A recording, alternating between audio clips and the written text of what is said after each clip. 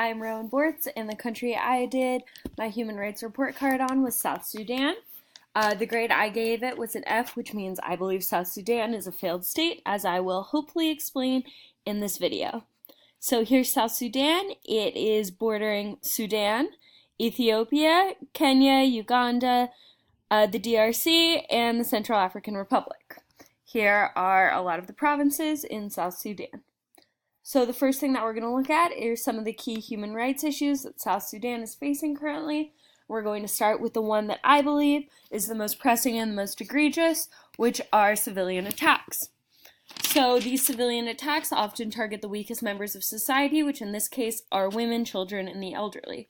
One of the things that makes these attacks so horrible is that the government is responsible for the majority of them, although you can't ignore that militia groups also are perpetrators of violence in South Sudan.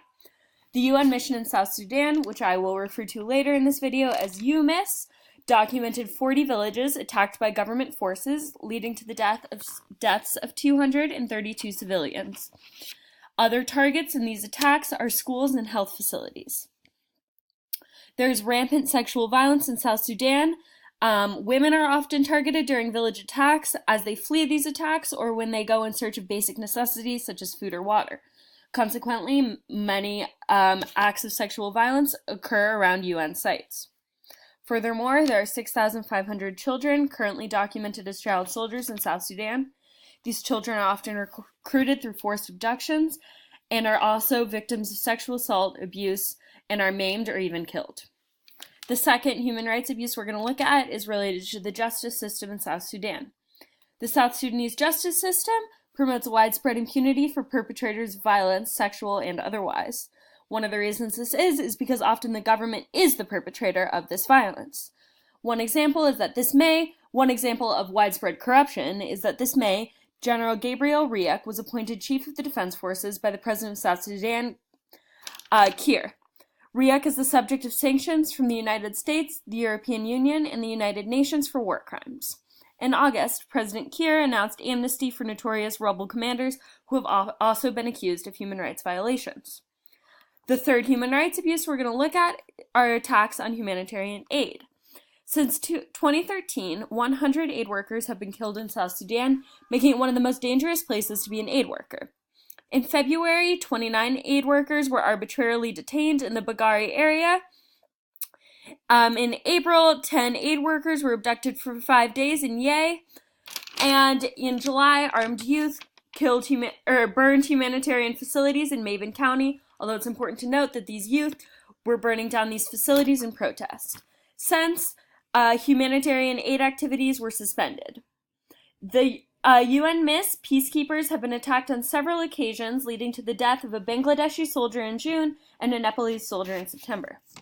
Next, we're going to look at a current news article, and the news article I've chosen to discuss was published in March 14th of 2019, and it's about oil companies and funding violence in South Sudan.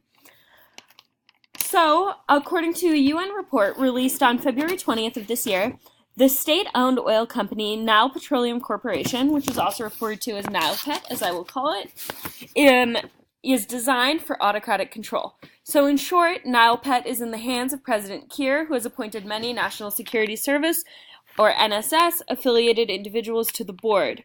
Many of these individuals have been specifically accused of human rights abuses.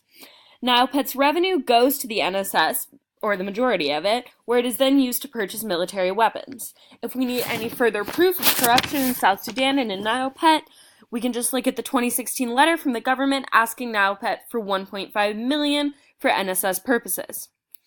Oil income makes up 98% of the South Sudanese government's budget, and 82% of South Sudan is still below the poverty line.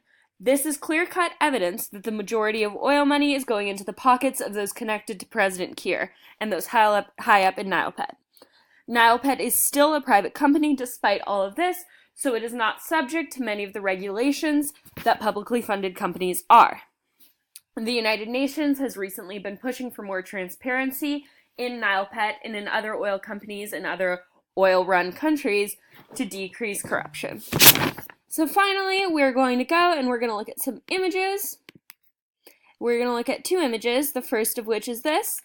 So this is an image of a Nuer mother and son. So there are two main ethnic groups in South Sudan, the Dinka and the Nuer, and these are traditionally pastoral tribes which have a long history of violence between the two. But in 2013, the Nuer president, Riek Machar, was overthrown by the current president, Salva Kiir, who is a Dinka. This act incited mass violence that led to thousands of casualties and more than 100,000 people internally displaced. Secondly, we're going to look at this picture, which is of three young South Sudanese girls, and we're going to discuss child marriage, as 52% of women in South Sudan are married before the age of 18.